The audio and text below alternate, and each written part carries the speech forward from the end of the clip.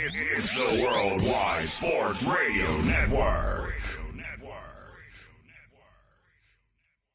Worldwide Sports Radio presents the Haystack Show. With Mike Guido. It is the Haystack on a Friday, Football Friday here, right before the NFL playoffs. I'm your co-host slash producer, filling in for our leader, our starting quarterback again, out today. He's got unfortunately a stress fracture in his foot, so he's going to be out for today. Maybe out for next week. We'll see when Mike will get back. We're hoping he's feeling okay. We're hoping he's feeling all right. But for today on a Football Friday, we have myself, Evan Mazza, here live with you on the Worldwide Sports Radio Network with our Big J journalist, co-host now for today, Matt Cataruzzolo. What's going on? A very ecstatic Matt Cataruzzolo. Matt, how you doing today, my friend? We saw you on Monday. Yeah. Second day this week you're here. Happy to have you, man. 2 days in 1 week, right? Crazy. I know, it's a record. Can't remember the last time that happened. It's a record. I know. It's an absolute record. And of course, you're here on the day we do Friday Athlete Deathmatch, which is, I think, the only reason why we all show up on a Friday. Best day of the week. It is the best day of the week. The only reason we show up on a Friday is to do Friday Athlete Deathmatch. But Matt, I think we'd be hard pressed, especially you rooting for the team in Big Blue. I think we'd be hard pressed not to start the show off by talking about Joe Judge. And I talked about Joe Judge yesterday too. I got into the fact that it was kind of ridiculous how a lot of the opinions about Joe Judge and the Giants hiring of Joe Judge was, well, we don't know who he is, so it's a bad hire. That's kind of ludicrous to me. I've always hated that narrative because let's look back to last year. Like, everyone hated what was the one, like, what's one big job hire that you recently remember as a big head coach opening, and then you said, oh, that's a bad hire. And most people, right? A name that comes to my head is Matt LaFleur. Right. No one thought Matt LaFleur was going to work in Green Bay. Mm-hmm. And now he led them to 12-13 win regular season, clinch, I think it's the number 2 seed in the NFC. Yeah, first round bye and everything. Exactly. And that Packers team looks as complete as it's ever been. Mm-hmm. And what did everyone say? It's, oh, you're gonna give Aaron Rodgers, a 35-year-old offensive coordinator from the Titans.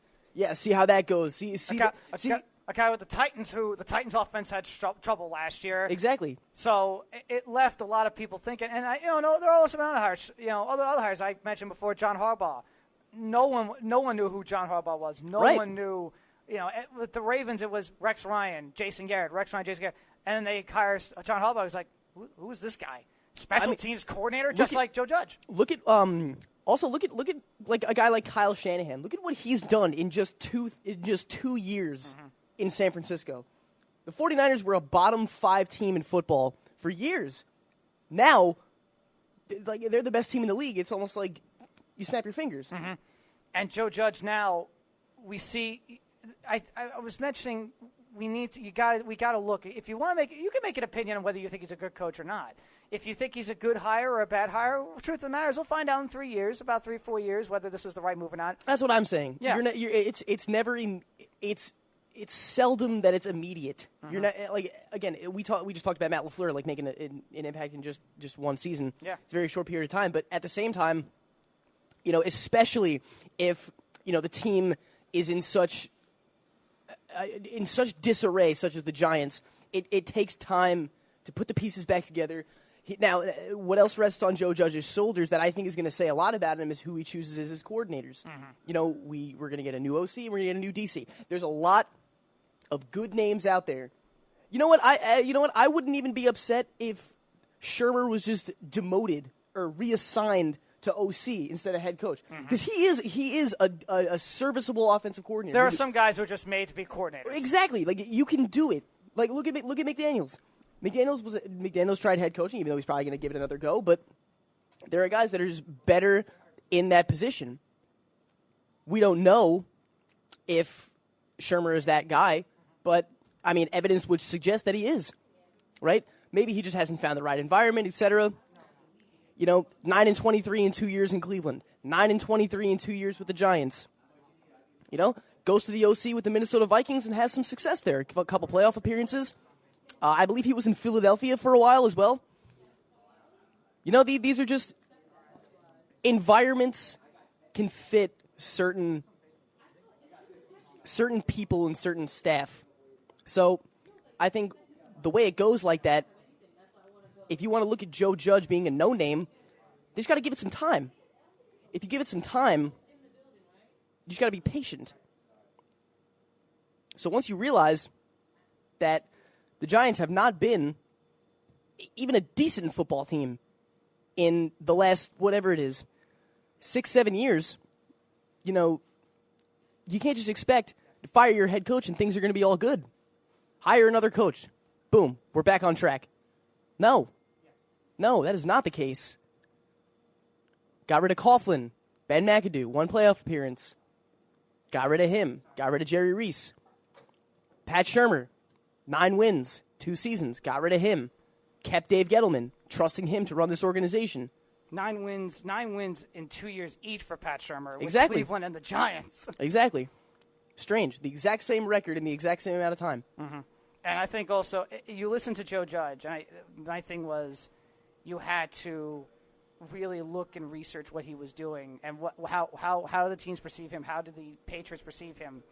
And the big thing you heard was hard-nosed, aggressive, tough, and punch you in the nose for 60 minutes. And that's exactly what Joe Judge said yesterday at his press conference.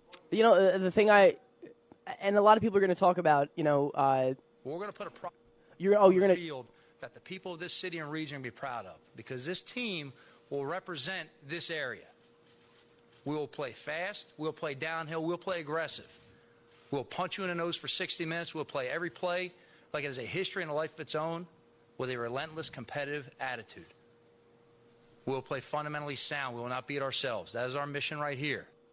And I think a very big takeaway from that was John Mara at the beginning of the press conference when he was introducing Joe Judge said our coaching search was over after we conducted that interview. Mm-hmm. So, Matt Rule was scheduled for the next day. McDaniels was scheduled for, I believe, yesterday or Wednesday. Right. And Mara said, we knew this was our guy. And honestly, after listening to this press conference, I can understand why. Mm-hmm. This dude is... I like that. A big thing I heard about Matt Rule is that he's a master motivator. He gets guys going. He likes to rally guys. I think Joe Judge is going to do a really good job of doing that, and he's done a great job of it so far. I think he nailed that press conference. He did. Listen, again, I'm a diehard Giant fan. I have been my whole life. I'm just like you said. I was skeptical because I was like, Joe Judge. Yeah, who's this guy? Who the hell is this guy? This is special teams. He was the wide receiver coach this year for the Patriots. Now, I'm like, oh, wait. You do your research, and I'm like, wait a minute. This guy has only worked under Saban and Belichick, the 2 greatest coaches in their respective sports. Now, the Belichick coaching tree, I actually do want to leave out the Belichick coaching tree when it comes to this Joe Judge hire, because the Belichick coaching tree obviously has a pretty low batting average so far. It does have. Look a low at Matt batting Patricia in Detroit right now. Matt Patricia. I'm not gonna throw Brian Flores or Bill O'Brien in there. Brian Flores has looked. Listen, what Brian Flores did is pretty impressive. Brian Flores, with a tanking team that it was known they were tanking, trying to tank, still managed to win 5 games and competed in a lot of games this year. They competed with a lot of games, and listen, they traded off everything. They know their situation. Mm-hmm. They get a quarterback in the draft, probably Tua. Yeah. And I think they're a nice looking team going forward. If you're a Dolphins fan, you should feel good about the direction your team is going in. I'm not saying. Listen, if you're in a division right now where the Patriots dynasty is dead. You think it's dead? I do. I firmly believe it is. Tom Brady gone. I didn't say that. Okay. I think Tom Brady will come back for 1 more year because he's not done. He said that. The more and more I think about it, it's tough, isn't it? It's not a guarantee, but I would put my money down that he goes back to New England for 1 year. I would put my money down. Whatever. Aside from that, you're in a division with an ascending Jets team. I'm not saying that they are where they want to be by any means, but Darnold will develop. I do believe that Gase will figure out how to manage that offense and how to actually fit players' specifications. Le'Veon's role will be defined. They'll get a number 1 wide receiver, whether it's through the draft, through free agency, whatever. And I think they'll be a nice team looking forward. They have a good, stout defense. A good defense that finished 7th overall. They have a good without Quinn Williams or C.J. Mosley. Well, C.J. Mosley was out for pretty much most of the year after week 1. Right. Avery Williamson done for the year. No legit pass rusher. No really legit. Traded Leonard Williams. Traded Leonard Williams. No true number 1 corner. The Jets are certainly. I have my questions with the coach, with Adam Gase. I have my questions, but I trust Joe Douglas. I trust Joe Douglas to improve the offensive line and get. Darnold has played relatively pretty well, right? Despite everything. And he's only going to He's only going to get better. Mm-hmm. He's only going to get better. And then to round out what I'm saying about the Dolphins, and then the Bills. I think the Bills are going to be that. The Bills are going to be the Bills are going to be the AFC East for the next couple of years. They are. You know why? Because they're young. They ain't going away. They are young and they are good. Mm-hmm. They play good, fundamentally sound, hard football. That defense is as good as any defense in the National Exactly. Football League. Exactly. Listen, you want to talk about front sevens. You got Shaq Lawson? Shaq Lawson, Ed Oliver, which was a steal. Tremaine Edmonds. Dude, these are seriously good players. And a Tre'Davious White, who was one of the top end corners. Absolutely. In the game. So you do Micah Hyde in the back. Micah Hyde. So you do look at the Belichick coaching tree, and I do, and there again, you have your clunkers, a lot of clunkers. Josh McDaniels is one of those clunkers. Everyone will bring up Josh McDaniels in Denver. We're gonna get to Josh McDaniels later in the show, right? Because he's got a big interview today with Cleveland. Oh, it's today. It's today. Yeah. Oh boy. And but when I look at Joe Judge, I do want to separate that for the coaching because I look at Joe Judge as a guy who. This is exactly you listen to the press conference. This is exactly the kind of coach the Giants had. Of course, absolutely. The Giants since 2011 have been. We think of NFL franchises, right? We think of what are the gold standard NFL franchises? Pittsburgh, Dallas, San Francisco. Dallas still to an extent, sure. The Ravens, the Niners, the Packers, the Patriots. The Bears. The other team that we look at as the gold standard is the New York Giants. And what's the Giants' identity? I would say any team that has at least 3 Super Bowls is the gold standard. Is probably they would be a storied franchise. Oh yeah. And it's not like the Giants have we won them when they were NFL championships. 86, 90, 2007, 2011. 4 Super Bowl titles. Those are very real, relevant titles. Numerous NFC Championship game appearances, all in the Super Bowl era. Right. Hall of Famers all around. All around. Franchise quarterbacks: Phil Simms, Eli Manning. Eli's going to the Hall of Fame. Mm-hmm. Lawrence Taylor, greatest defensive player of all time. Yeah, and you've had 2 fantastic coaches in Parcells and Coughlin. A great coaching tree. Belichick came from the Giants as the defensive coordinator with Parcells. The Giants, but what's the Giants' identity? Run the football, play hard in the offensive line, great defense, get after the quarterback, and set up play action. Since 2011, the Giants, and again, I don't think it's all in Eli Manning. We've seen it declining Eli the last couple of years.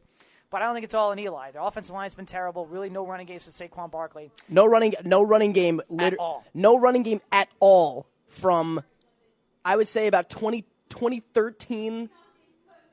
Whenever Ahmad Bradshaw went down, whenever Ahmad Bradshaw left, and after David Wilson. David Wilson was our last good running back before we drafted Barkley. Right. David Wilson. I suffered the neck injury. Yeah, and I don't remember what that was.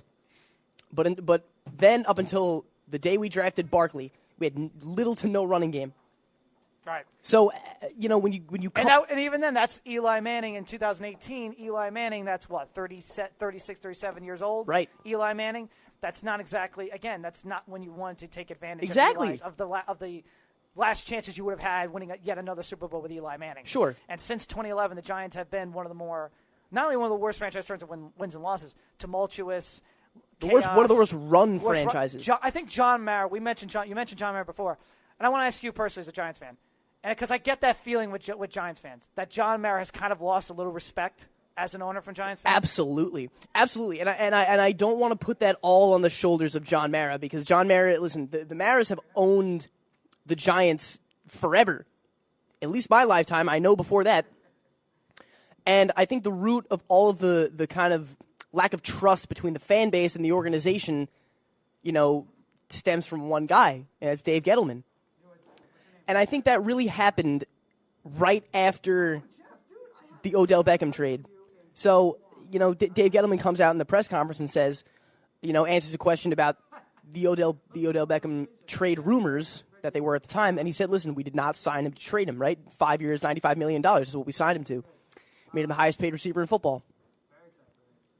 And then in March, we trade him to the Browns for a 3rd and 5th. Really? How are we supposed to trust anything this guy says going forward? How are we supposed to believe anything he says going forward? The guy signs Jonathan Stewart and said he's hardly lost anything after 10 years in the league. Buddy, like, I was speechless. I was speechless when that happened. So I think that's where the real level of mistrust started to manifest between the fan base and the organization. Because Dave Gettleman has been the catalyst for all of that. And I'm not saying that I'm not saying he can't be a GM. I'm just saying so far, I think we're just, he knows, he has to know that we're just like, buddy, what are you doing? Can Dave Gettleman put the right talent around this Giants team? But I do think now with Joe Judge on board, you're going to get a head coach with the right mentality. See, Joe Judge would have been great in 2018. Joe Judge would have been great when we had Odell, Saquon. Right. He would have been great. You know what? He would have been great when we made our last playoff appearance. I think it was 2016. Yes. We went 11-5. When we had a top 5 defense. Mm-hmm. Joe Judge would have been great there because we did. We played hard. We played good defense. That was also the year you paid $200 million to defensive players like Damon Harrison, Janoris Jenkins, Olivier Vernon too. But it paid off. We had like a top 5 defense. Mm-hmm. And then it all kind of went down the toilet. Went down the toilet. Now we have none of those defensive playmakers still on the roster. But that's where I think Joe Judge's that mentality is going to help out in terms of getting that defense back, trying being the dominant defense. It all comes down to talent. It all comes down to what Dave Gettleman. So okay, Ev, I know that you're not a Giants fan, but you are a native New Yorker. Right. Like, do you still want to see them do good? Of course I do. Okay, so let's round. Of course I do. Especially when you got a franchise quarterback in Daniel Jones, who right. I think is going to be good for a while. Well, listen, we have a franchise quarterback in Daniel Jones. We have the best running back prospect since Adrian Peterson. Don't tell Mike Guido that. Don't tell Mike that. Why? Who's he going to say? He doesn't. No. Guido doesn't believe he's a top. Guido doesn't believe he's a top 5 running back in football. He's top 5 back. But listen. Saquon was graded higher than AP was coming out of Oklahoma in 2012. It's a fact. You can look it up. Anyway, I hate when Guido slanders Bart. It makes me furious because he's a Cowboy fan. It just whatever. I'm not going to get into it. So listen. Let's. If you were Joe Judge, if you were Gettleman, and you say, okay. Let's figure out this plan right now to turn this franchise around. Starting with the draft. Tell me your plan moving forward. For the Giants? For the Giants until next season starts. Well, I want to build offensive line. I need to protect Daniel Daniel Jones. I got to get him a legit number 1. Again, this is going to be a whole process for the Giants. So do you do that through the draft, or do you pursue someone in free agency? Because I think I'd rather do it through the draft first. Okay. And then you also have to build your pass rush. Right. Okay. So given we don't trade back, because now that Tua has declared, okay, Miami's behind us, the Chargers are behind us. There's going to be teams that are going to want to trade up because Tua might not fall. So the top 3 picks are pretty locked, right? It's going to be Burrow, Chase Young. I would say probably Okudah. Yeah. Okudah would probably go to Detroit. And then number 4 is really where we have a lot of flexibility, and that's where the Giants land, right? Mm-hmm. So given we don't trade back, I would want there's 2 things you could do. Either what you just said, right? Build the offensive line through the draft. Take the Dallas method, right? Just draft offensive line, year after year. Unless you want to trade back with someone who wants Tua. Exactly. So or Justin Herbert. Right. If we don't do that and we stay at 4, which is what I would prefer them do, to be honest. Personally, Evan, I want them to draft Isaiah Simmons. Isaiah Simmons is. I was reading this article the other day that said there are 3 franchise-altering players in the first round that are not quarterbacks. What about Jerry Jeudy? You get Daniel Jones a legit number 1 threat. No. A want, not a need. Okay, understandable. Okay, you can make an argument that we do because our wide receiving core just can't stay healthy. But no, listen. It's like being behind on your mortgage, but you go out and you buy a Ferrari. It's you don't do it. There are positional needs that you need to satisfy before that. And the Giants need a lot. But I'm just The saying, Giants if need Judy's there, a lot. They need a lot. I'm thinking of again. We had Jerry Jeudy, Odell and Beckham Jr. we traded him for a third and a fifth after we signed him to a $95 million contract. But whatever. So they said there are 3 franchise-altering players in the first round that are not quarterbacks. That's Chase Young, Jeff Okudah, and Isaiah Simmons. Okay, what is the Giants? One of the biggest holes the Giants have right now is what? Linebacker. Okay. And that's always been their greatest strength, too. One of their greatest strengths have been great up the middle Right. of the linebacker. You remember guys like Antonio Pierce? Mm-hmm. Oh my God. So we need that because we don't have it, right?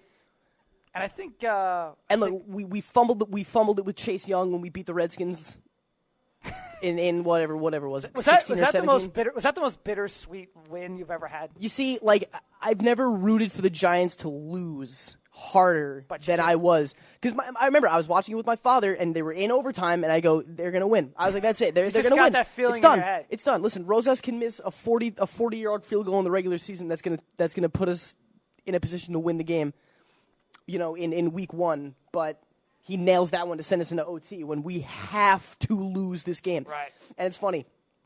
I saw a tweet that said when Daniel Jones threw that touchdown pass to Caden Smith to win the game, I saw a tweet that said, Daniel Jones just threw a touchdown pass that's going to ensure that Chase Young is going to bury him into the ground for the next 10 years. And it's it's the truth. It's the truth now. It very well could be the truth because you literally gave your division by beating your division rival. You gave the best player in this draft to your division rival. So here's the best pass rusher to come out since J.J. Watt. You're welcome. He's been on the line now. We do have a call. He's been on the line for a while, and I've not talked to him in a bit. Jeff, I have not talked to you in a bit. It's good to hear from you. And Jeff's got a little response for you, Matt, because you said the Patriots dynasty is done, and that's when Jeff kind of got a little angry. Jeff, what do you got for me, buddy? All right. That is ridiculous. First of all, I agree with you on a lot of things. What do you think of Joe Judge, Jeff? What's your impression on Joe Judge as a coach and what you've seen? The jury's out, right? No one really knows what Joe Judge is or isn't. But I would say this about the Giants' move with Joe Judge. I think that they did the right thing, right? I think that if you bring a guy in for an interview and you like him, you don't let him leave the building, which is what they did. It's what the Panthers did with Matt Rule. Right. If you like him, you don't let him leave the building. So they were sold on something. They saw something they liked, and they said, nah, forget it. We're not letting our guy walk out the door. Mm-hmm. So they saw something they liked, and they said, we're making a decision, and they did it. So, who knows whether he's going to be good or not. That's, Mike McCarthy could fail in Dallas, and then everyone's going to go, oh, who saw that coming? Which will probably happen because the Cowboys screw everything up. Mm-hmm. Exactly. Right? So, I do like that part of it. But as far as your assessment of the AFC East, the Bills I can get on board with. The Dolphins I can get on board with. Dude, the Jets, no way. They're not an ascending team. They're the Jets. They'll screw it up.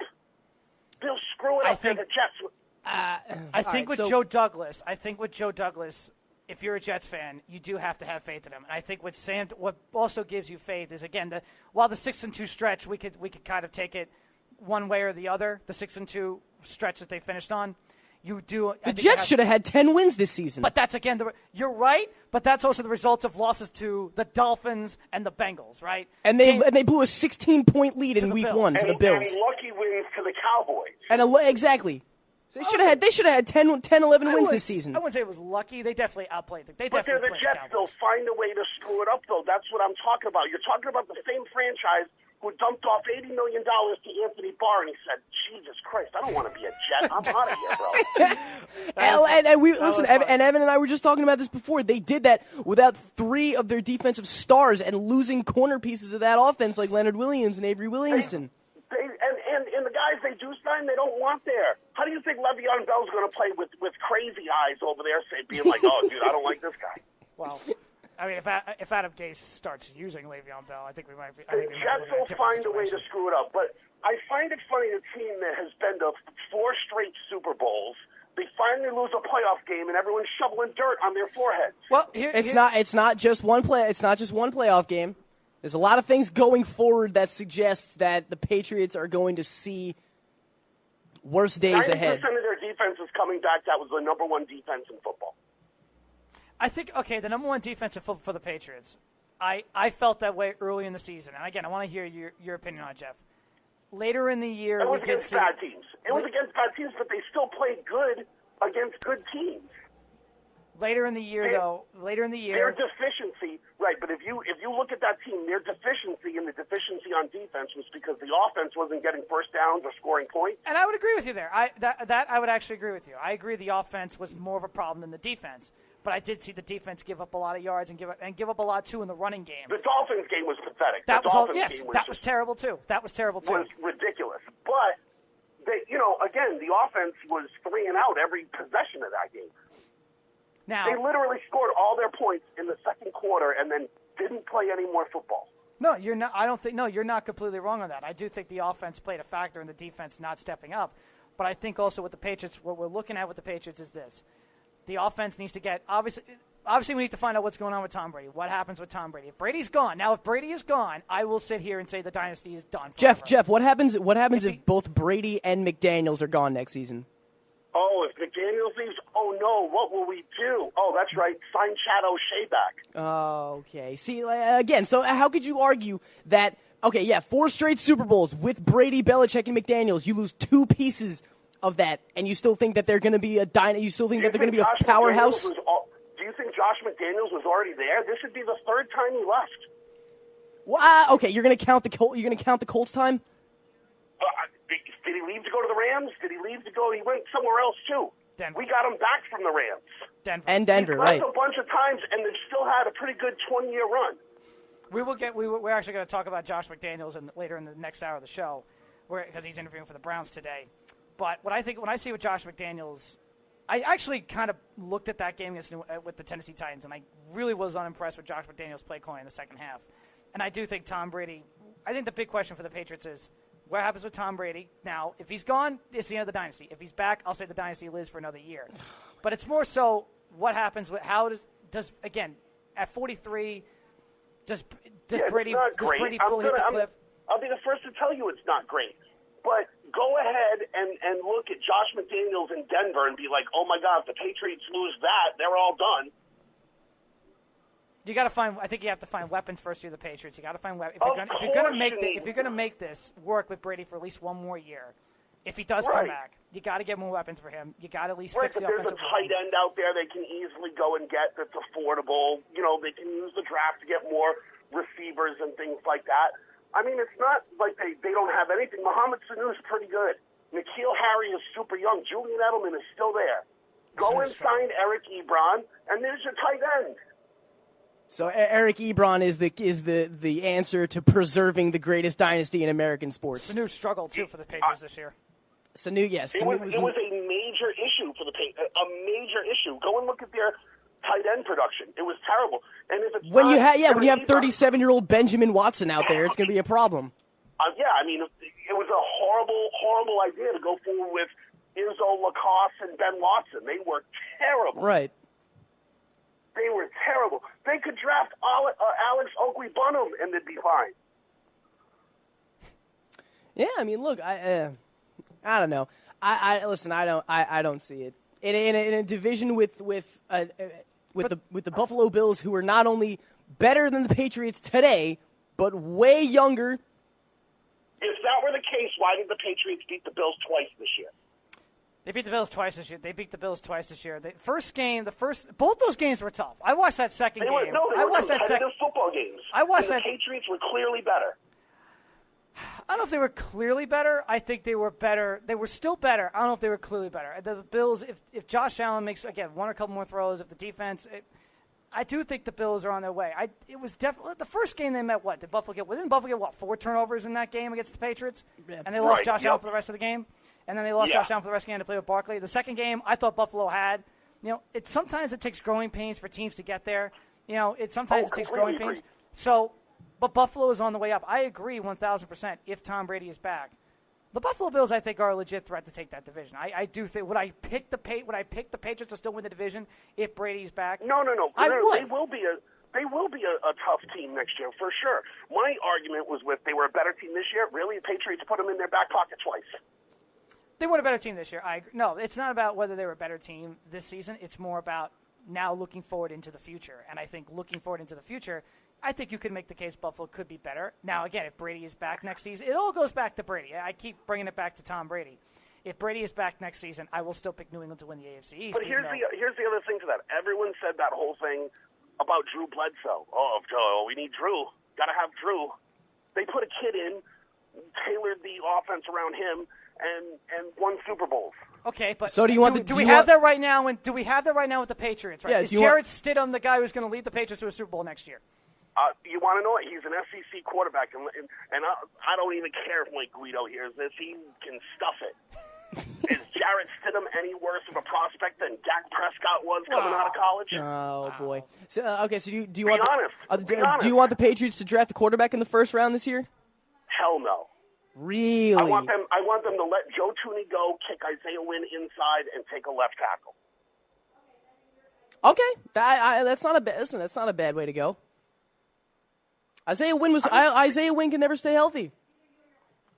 I mean, that's kind of true, but also not true. Like once he came back, they IR'd him because he had an aggravation of the injury. But once he came back, he was pretty unbelievable on that left side.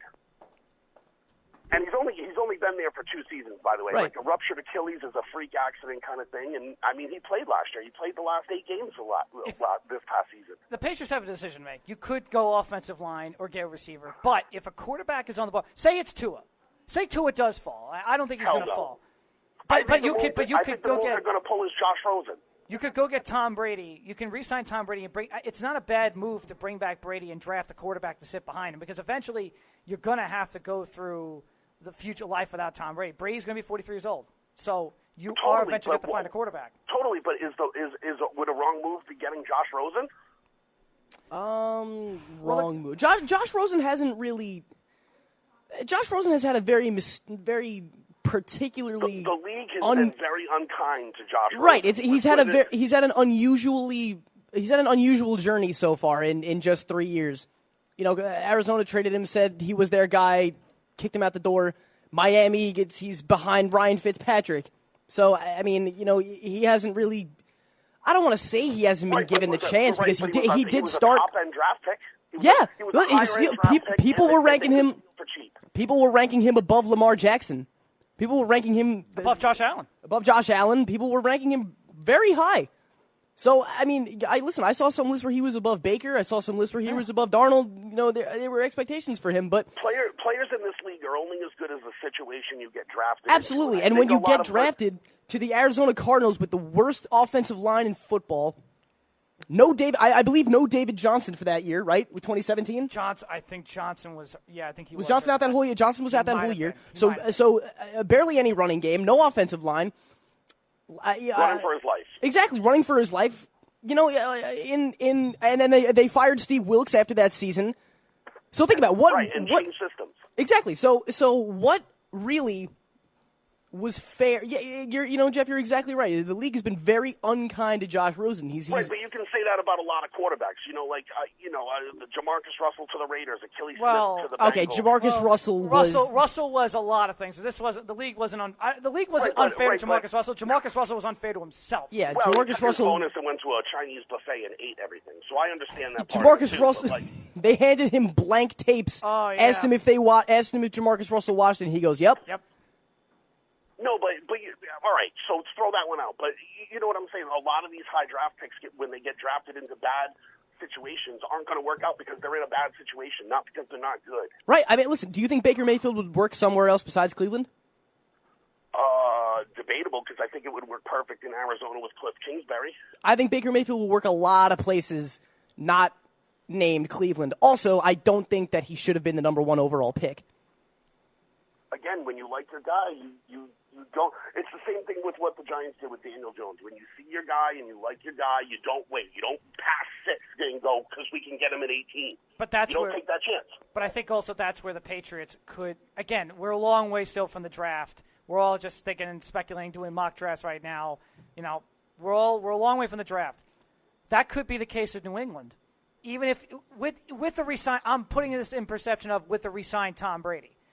If you find your future quarterback, if you find that guy, you have more of a luxury to take that guy because Tom Brady is still there, and you can afford to do it and have him sit behind Brady for a year or two. Right, but that's my point about Josh Rosen. The league has been very unfair to him. What about putting him in a situation where Brady comes back for a year or two, and then young Josh can just sit there and pick up all the wisdom from Master Yoda? Master Yoda. Master Yoda. So, listen, there's not many guys in the league to get mentored from Rosen. better than Brady.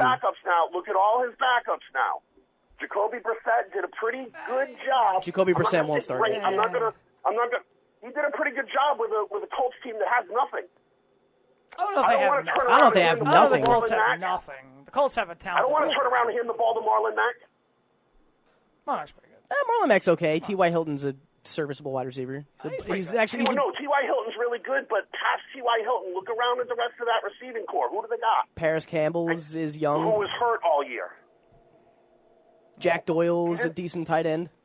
They obviously had Ebron before. Eric Ebron was hurt all year. Right. Good coach in Frank Reich. I think Brissett is one of the best offensive lines in football. I think Brissett is a well, that's serviceable. fine. The offensive line's a legit thing. The rest of it is not there. I think Brissett is a serviceable quarterback. There's a reason why the Colts gave him that 2-year kind of prove it kind of contract. Brissett's like Teddy Bridgewater. He can get you where you want to go, but he's not going to take you over the hump. I don't know. Well, I mean, I don't know if that's the case. You also got to help the guy out. We were talking about Tom Brady, who might be the greatest ever. What's his problem? Get the guy some help. It's right now. That's like the case now with Brady, but Brady has had a history and don't of 20 sleep on years. Garoppolo. Go ahead and tell me Garoppolo ain't good. Garoppolo's very good. Garoppolo's very good. No, Garoppolo's very good. also a second-round draft pick. Garoppolo's also in arguably the best situation in the league right now. No, totally. He's got the pieces around him. He's got everything. Right, this is what I'm saying, though, is if you get Josh Rosen and sit there behind him, I think you're cooking with something. Well, there's a reason Belichick wanted to keep Garoppolo and let Brady go. Now I guess we're seeing why. Yeah, but you want to know what? I mean, that's an easy way out, right? Because that's an easy way out to say now. Do you win those 3 Super Bowls with Jimmy Garoppolo instead of Tom Brady? No, it's a double. That decision was certainly a double-edged sword. Belichick knew the potential of Garoppolo. That's why he wanted to keep him around. But Kraft said, "No, I want to stay with Tom Brady. We are sticking with Brady for as long as we can because I want to win championships." And it worked. Hey, yes, it is one of the only situations where a situation like that actually worked out for the Patriots. And not to say Garoppolo won't work out for San Francisco. Sits around now. It looks like it's working out for San Francisco right now. Right, but it worked though, didn't it? It did. It did. It's really it's one of the situations where it worked out for both parties. Well, Garoppolo, again, the Patriots are now unfortunately in a situation where they have to find, just like with Garoppolo, find a guy who's going to succeed Brady eventually. And it might have to happen sooner rather than later if indeed Tom Brady does leave. I don't think he will, but we definitely have. Teddy Bruschi, I remember Teddy Bruschi said the other day, 2 days ago, that he actually thinks there's a solid chance Brady leaves. But we'll see. All right.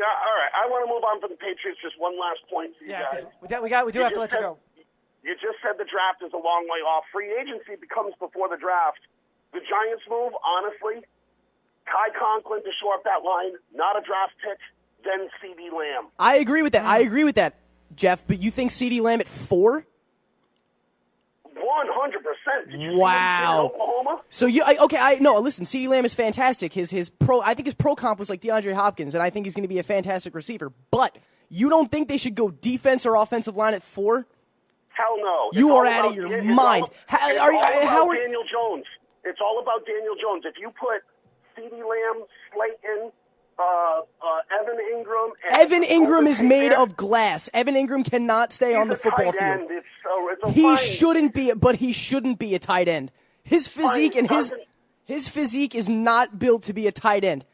Fine, it doesn't matter. It's all about helping Daniel Jones. You guys can go in free agencies before then. You can shore up those positions with free agents.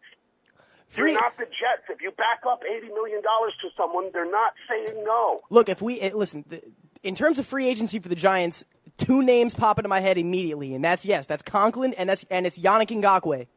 There's 2 guys that we need to sign. That's $70 million in cap. We can do it. That's what I'm saying. You guys, free agency is before the draft, and I think if you guys let a CeeDee Lamb. Wait a minute. What about Jerry Jeudy? I was just going to say, what about Jerry Jeudy? Dude, for me, this is just for me. If you look at the 2 of them, just the 2 of them, because I even think Laviska Shenault's the best wide receiver in the draft. But if you look at the two of them, who seem to be everyone wants ahead of them, Jerry Jeudy played alongside Ruggs, Waddle, and Devontae Smith. Of course he was open. Of course he was open. CeeDee Lamb played next to some dude named Hazelwood. Who else was? Charleston Rambo. No, CeeDee Lamb was always open, and everyone knew he was getting the ball, and he was still open. Yeah, listen, that's true, and I do understand the comparison between Bama's offense, even though Tua was hurt, and they had to roll with Mac Jones, and Jeudy was still being productive. It don't matter though. There's not in college football. There's not enough Jeff Okudas on a football team to cover Devontae Smith, Ruggs, Waddle, and Jerry Jeudy. Jalen Hurts was also playing exceptionally good football this season. Who basically just ran the football. Yeah, listen, right? I'm not knocking CeeDee Lamb. I think CeeDee Lamb's going to be fantastic. I'm not knocking Jeudy. I think they're both going to be fantastic. However, I think four is there. I was just saying this to Evan before. The Giants have positional needs that are more important right now than just a flashy wide receiver. We need defense. We need offensive line. But you can shore up all the free agencies before the draft. You can go and get whatever you want. You don't think a healthy Giants receiving core is decent enough to help Daniel Jones? A healthy Sterling Shepard, a healthy Golden Tate, a healthy Ingram, a healthy Slayton? When are they ever healthy? You want to sit there and knock other guys and say, when are they ever healthy? When are your guys ever healthy? Well, that's the thing. You got to roll the dice. Anyone can get hurt at any time. Barkley went down, and he's the most. You can't do that, though, right? You can't laugh at all these other guys. And go, yeah, but when are they ever right? And then defend your guys for it. When are your guys ever healthy? Well, that's the thing. Listen, Barkley even went down, and he's the most durable. He's the most durable guy on the offense. Barkley went down because he was like, saw that team and was like, dude, I'm out of here. Okay. I'll wait till next year. Jeff. Because that offense would be terrific with another wide receiver in it. Danny Dimes is going to do it for you guys. Get a wide receiver. Look, I'm not disagreeing with you. I would love to see CeeDee Lamb or Jerry Jeudy in blue, but we got to take care of other things first. Jeff, sorry, buddy, we got to let you go. Just do you guys know what time the Cowboys play this weekend? I think they're next. What time? First of all, you should have saved that for. What's their tea time? I'm searching through the guide here. I can't find the Cowboys. I think Dak and Cooper and Cobb and Van Der Esch have a 2:00 tea time on Sunday with the Jets. Did you see that press conference? What a mess! It literally looked like Chris Farley and David Spade sitting next to each other, McCarthy and Jerry Jones, didn't it? Tommy boy vibes. It was totally Tommy Boy if David Spade was 1,000 years old. If David Spade was 9,000 years old, exactly. It looked like Chris Farley was on Tales of the Crypt. Jeff. Thanks, Jeff. Good talking to you, buddy. We got to let you go. Evan, good luck this weekend. Thanks. We're hoping to get a win. I think we'll win. I think we have a date with the Chiefs, a rematch with the Chiefs coming up next Sunday. Well, I just want to see good football, but, people always root against me. I'm going to root for you because I'm not that guy. You've also seen six Super Bowl championships. I don't think you really should be rooting against anybody right now. I'm not bitter at all. I already won my Super Bowl this year. Exactly. I told people that when the Jets beat the Cowboys, I said, that's it. I don't care if we ever win another one. Wait, Jeff, one last question. You a Red Sox fan, too? Oh, here we go. Okay, Mookie Betts, record deal, just in. Oh, really? Yeah, avoids 2020 arbitration, signs $27 million. Oh, okay. That's very interesting. Per season? Yep. I think so. Hold on. I'm trying to get the For how long? I'm trying to look. This Wi-Fi is crazy. I thought you were going to bring up the whole sign stealing thing. Oh, no. We can't get into that. We don't have time. Sign stealing. Who cares? Everyone was doing it, it turns out. The Red Sox, the Yankees, the Astros. Everyone seems to have been doing it, right? Okay, so yeah, it's a record $27 million arbitration deal from Mookie Betts. I actually thought for a second. Oh, it's an arbitration. It is. I thought for a second it was to avoid it. Deal. Okay. Yeah. I thought it was. Yeah, I thought it was an actual deal. Me too. Okay, so it is a 27 per would have been pretty good. I would have signed up for that. You tease! What a horrible person you are. Well, he's a. Hey, listen, Yankees and Red Sox fans continue to go at it. Call in more in the regular season. We'll talk about how Garrett Cole is going to get 30 wins. You realize they only get 30 starts a season, right? Exactly. Dude, you guys are the Yankees. You guys screw it up every year, too. You guys are the Dallas Cowboys of baseball. Oh, okay. All right, Jeff. Jeff, we got to let you go. Unbelievable. Jeff, all right, boys. good talking Enjoy to you. your day. Thank you, Jeff. Have a good one. Jeff is the best. I have not heard from Jeff in a while. Like, it actually got to the point where Jeff called us, and I answered the phone. I actually didn't recognize his voice at first. I hadn't heard him like a month and a half, maybe even 2. Some interesting back and forths. He is a character. Yeah, One very say much character. so. So coming up next on the Haystack Show, obviously we talked about Josh McDaniels. Josh McDaniels is interviewing with the Cleveland Browns today. We'll get into that. Coming up next on the Worldwide Sports Radio Network. It's the Worldwide Sports Radio Network. You're listening to the Haystack Show on the Worldwide Sports Radio Network. Welcome back to the Haystack Show on an awesome football Friday. It is a football Friday, and I love football Fridays. Don't you love football Fridays, Matty? Love football Fridays. Want to give it dials? Give us a call. The number is 631-300-4477. I will get used to that new number eventually. Eventually, get used to that new number. We got other things that we got more to come. We're going to be doing Friday Athlete Deathmatch, which is awesome. We do it every Friday. It's the best thing ever. Maddie, the only reason Maddie comes in on Fridays. Later on, Maddie and I will also give our top 8 defenses remaining in the NFL playoffs. Yesterday, I gave you guys my top 8 quarterbacks remaining in the NFL playoffs. Today, we will give you each our top 8 defenses left in the playoffs. Because at the end of the day, I always firmly believe this: defense eventually wins championships. Defenses always win championships. Right. It doesn't. Whether it's the great defense. Whether it's the great defense all year long, or it's a defense that just gets hot at the right time, like the Giants in 2007, so on and so forth. Defenses eventually win you championships. The Patriots held an explosive Rams offense last year to 3 points. Mm-hmm. Biggest reason why they won the Super Bowl. You held an explosive Rams offense to 3 points. Worst Super Bowl of all time. Hey, I liked it. I mean, I thought it was a decent Super Bowl. I think it was the worst Super Bowl. I thought it was one touchdown, and it was a 1-yard goal line stuff. I liked it, though, because, the coaching match between Belichick's defense and Sean McVay's offense, could Sean McVay – I don't know. I was watching it from that perspective. Yeah, it's cool, but you care about what happens on the field. I know. And you don't really see, I was watching it from that perspective. All right. I mean, listen, I understand. It's cool. But speaking of Belichick and his coaching tree, today is a big day for Josh McDaniels and the Cleveland Browns. Josh McDaniels is interviewing for the Cleveland Browns head coaching job today. The Browns – we've seen reports that the Browns actually want to hire their guy, make their decision by tomorrow. And all signs, or at least it seems like Josh McDaniels is currently the favorite. A lot of speculation that Josh McDaniels looks like he's the guy. There's a lot of speculation, a lot of evidence that looks like McDaniels is going to be the new head coach. Yeah, you hear a lot of other names like Kevin Stefanski. Yes. Like you've heard Eric Bieniemy too, but I think McDaniels is their guy. It seems it's a very. Hey, listen, we heard the Giants. We heard the Giant Matt Rule was the Giants guy. Yeah, but Matt Rule didn't do an interview. He was. I mean, all signs didn't even get a chance. He didn't get a chance. At least Josh McDaniels is here. Is there in Cleveland? He's doing the interview process. He's on. I think he's on Jimmy Haslam's plane. Yeah. He's on. I mean, they are rolling out the red carpet for him to be the new head coach. Right. Maybe he'll sleep over Jimmy Haslam's house. Maybe he will. Like yeah, McCarthy did with Jerry, right? Maybe he will. What's interesting with Josh McDaniels is this.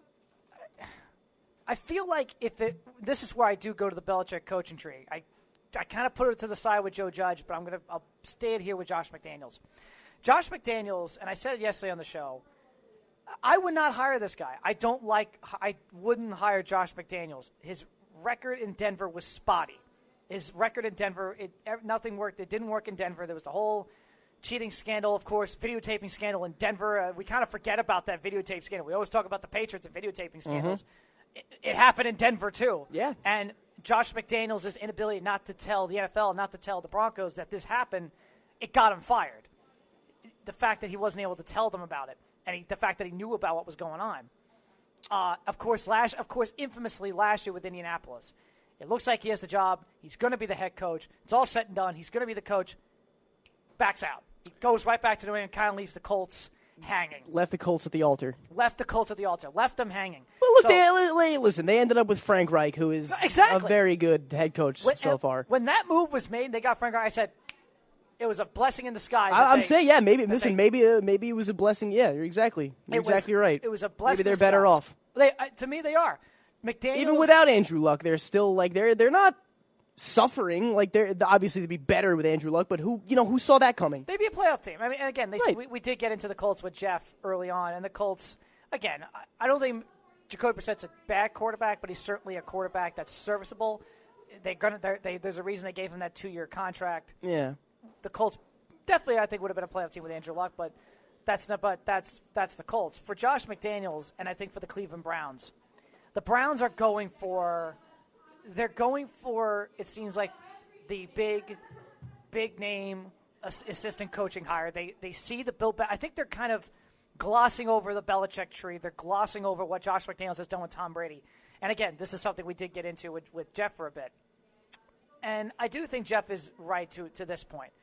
Josh McDaniels became the coach of New England in 2001. He was a personal assistant and then a defensive assistant from 2001 to 2003. Tom Brady was already a 2-time Super Bowl MVP by the time Josh McDaniels became the quarterback's coach in 2004. Let alone the OC. McDaniels became the OC around 2005, and in 2007, of course, they had that historic year. Brady was the MVP. Yeah. Now, McDaniels leaves and goes to Denver. And we're hearing this still now about Brady wants to be with McDaniels. Brady was helped by McDaniels. McDaniels does leave to Denver. Brady comes back for the 20 ACL, has a pretty solid year in 2009. They go to the playoffs, win the division. But in 2010, he has an unbelievable season, wins the MVP, has this great year. They go 14-2 home field advantage. So I do think that we are kind of making too much into it of whether Brady needs McDaniels or whether Brady needs McDaniels. Whether Brady is worse off without McDaniels. I do think we need to kind of ignore that for a second because Brady is Brady. Brady is Brady. For 20 years, he's been the best quarterback in football, one of the greatest of all time. I think he is that with or without Josh McDaniels. Right. Personally, my opinion. Uh-huh. And I look more importantly for the Browns. I think the Browns need to get someone that's stable, need to get someone that will command and get this team to play to the caliber that they are capable of playing in. The Cleveland Browns and the Dallas Cowboys were the two most disappointing teams in football this year, Matty. Uh-huh. They were. Look, the Browns, no matter who they choose, they need to get this right, okay? Because they can't. First of all, Freddie should have never been a head coach. I think that's the universal consensus. No one ever should have considered Freddie Kitchens as the head coach. Having said that, the talent on this Cleveland Browns team is exceptional. Is exceptional on both sides of the ball, and they missed the playoffs. Not only missed the playoffs, but 6-10. Okay, not only did they miss the playoffs, they were in a division with the worst team in football, Cincinnati Bengals, which they lost to week 17. But then again, also the best team in football is the Baltimore Ravens, and then the Steelers, who were on their third-string quarterback for most of the year, lost to them. Basically, no Juju Smith-Schuster, no James Conner. 2 rookie wide receivers, and they missed the playoffs. Mm-hmm. They win what? They win 6 games, 7 games? 6-10. And 6-10. They lost to Arizona on the road. They lost to Pittsburgh with, I believe it was Duck Hodges the second time they met. Actually, it might have been Mason Rudolph. I'll have to double-check that. And what's interesting with Cleveland is they lost to Cincinnati week 17. What's interesting with Cleveland is they went into Baltimore and blew them out. Completely blew them out. I know, yeah. We're 2-2, and that I think is that was the most that game was just an enigma. If you told me today, if I didn't watch a single game all season and I was assessing where the football teams are now, and you say that the Cleveland Browns blew out the Ravens, I look at you like you were nuts. They went like this. They went like this. The Browns and the Ravens. The Ravens running the table. The Browns only winning 4 games after that. Yep. But when I did watch that game, the first thing that came to my mind was Cleveland is the best team in the AFC North, and that obviously did not prove to be the case. Yeah. The Browns need to get a head coach that is going to get this team and get Baker Mayfield back on track. This was as tumultuous of a season that the Browns could have had with this talent on the roster. Even if you take out the Pittsburgh game and the whole Myles Garrett situation. Things were a mess before that. Right. There was a whole thing. There was stuff with Baker Mayfield. Again, I did say there were things with Baker that I didn't think were that big of a deal, like the stuff with Rex Ryan. Right. And I thought he handled the Myles Garrett thing like as good as you can handle it. That was the most mature way that Baker could have handled that. Well, Baker, I did think with Baker Mayfield, and still do, that Baker is a quality leader. I do think he is a quality leader. You believe he's a franchise quarterback? I just still believe that. I really do. I do still believe he could be the franchise quarterback for the Cleveland Browns. I do too. He needs to. I think what the Browns need to get is a head coach that's going to get him back on track. Do I think it's Josh McDaniels? I honestly have no idea. Maybe not. Everyone says Brady. Tom Brady, to me, is good with or without Josh McDaniels. He's great with or without McDaniels. Right. So, and again, Josh McDaniels went to Denver. Things didn't work out. He was the OC of St. Louis with Sam Bradford. Things didn't work out. He was Sam Bradford won Rookie of the Year, right? Was that with McDaniels? That was 2010. Right. 2011, that was Josh McDaniels' year. And then playoffs, he goes back to New England. 2010, Brady was MVP again. McDaniels was in Denver. McDaniels was fired mid-season in Denver due to the whole videotaping stuff. Right. He backed out of the Colts at the last second. I don't know. And again, I watched the second half of the Patriots this season, and I saw their offense.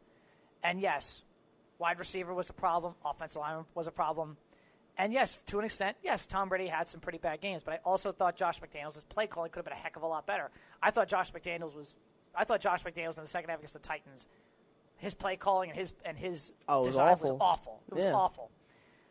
I am not 1,000% sure that he's this hyped up coach that everyone is saying how great he is, and I do not know or don't think he's the guy for the Cleveland Browns. But it looks like they're going to roll out the red carpet for him and give him the job because of the fact he coached Tom Brady.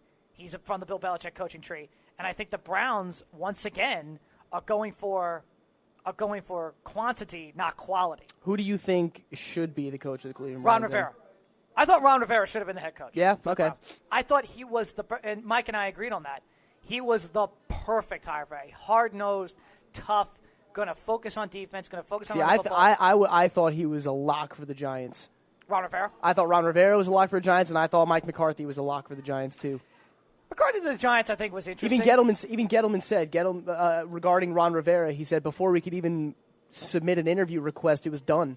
With Washington. Because think about it, that was so quick. Yeah, it was. It was like less than a week after he was fired from Carolina that he was hired in Washington. Yeah. Hires Jack Del Rio to be DC, and I think they're going to be. I think Washington's trending upward. They get quarterback figured out. Haskins develops a little bit more. They do have things to figure out. But listen. Terry McLaurin is a great young wide receiver, and Darius Geis is finally healthy, and we saw what he could do. The second half of this season, he's a dangerous running back. Within 3 years, and we put this on Pyre Sell yesterday. We talked about this yesterday. Within 3 years, again, I put it as a barely sell, but you could make the case. Yeah, Washington within 3 years could be a playoff contender. But again, yeah. I also factored in the division. I do think the Eagles are still going to be around. Yeah, don't forget that they're going to get Chase Young too. Yeah, Washington's going to get Chase Young. The Cowboys, I think, are going to be Super Bowl contenders. The jury, listen. The jury's out on them until we see at least one season with McCarthy. The jury's still. Listen, the AFC, Fair. the NFC East has 3 new head coaches. Okay, so we're going to see different teams now. We're going to see a different Giants, hopefully, different Cowboys, different Redskins. Coaches make an impact. No, they do, and that's why I think Josh McDaniels. I have my doubts that he's going to make the impact that the Cleveland Browns need at this point in time. What do you think the Cleveland Browns need more than anything? Discipline? Discipline? I think they need a leader as head coach. I don't think Freddie Kitchens proved. I think what was interesting with Freddie Kitchens was not only with the Pittsburgh Steelers shirt thing. That was bad. That was just stupid. That was stupid. No, exactly. It was ridiculous. It was stupid. Irresponsible. Todd Monken, the Browns offensive coordinator, apparently Kitchens would change the game plan prior to Sunday. So that means things you're practicing Tuesday, Wednesday, Thursday, Friday, is all of a sudden getting changed come Sunday when you're going out and playing the game itself. So you're not necessarily practicing what you're going to play. And I do think that affected the Browns' offense and Baker Mayfield in particular. Right. I do think that affected everybody. You can't have a coach who's just going to say, okay, we're going to do this and this and this, but on Sunday we're doing something different. I'm going to make some changes. I'm going to do this. I'm going to change the play. I'm going to change the play calls. Plays this. That's what hurts the offense. And I do think that's why you did see Jarvis Landry on the sidelines. As bad as it looked, that's why you did see Jarvis Landry kind of go at Freddie Kitchens. That's why you did see Odell Beckham. And, of course, again, you saw players like Beckham reportedly say, get me out of here. Yeah, come get me. Come get me. Mm-hmm. The Myles Garrett thing.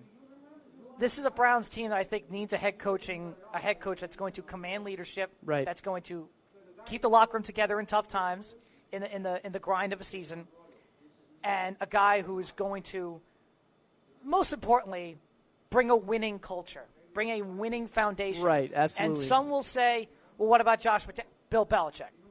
what Josh McDaniels, what he brings to Denver Broncos. Denver Broncos say hi. It's what I look at Josh McDaniels in the same way I look at Adam Gase last year, right? Everyone was still hyping about. That's a pretty big indictment, dude. But everyone in this. It's in this regard. Everyone was hyping up Adam Gase. Everyone's like, "Well, all Gase has to do is get to Miami." He never had a franchise quarterback with Tannehill. Tannehill was injured. He never had a franchise Tannehill quarterback. looks pretty good now. Yeah, and if it's certainly debatable if you want to.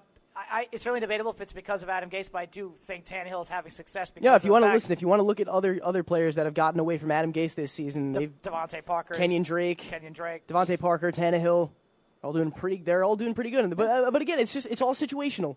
Sometimes you just got to find the right environment. Doesn't mean that Gase was the reason they were underperforming. Oh, sure, that's why it is. That's not the point. The point is that you can do well in other situations.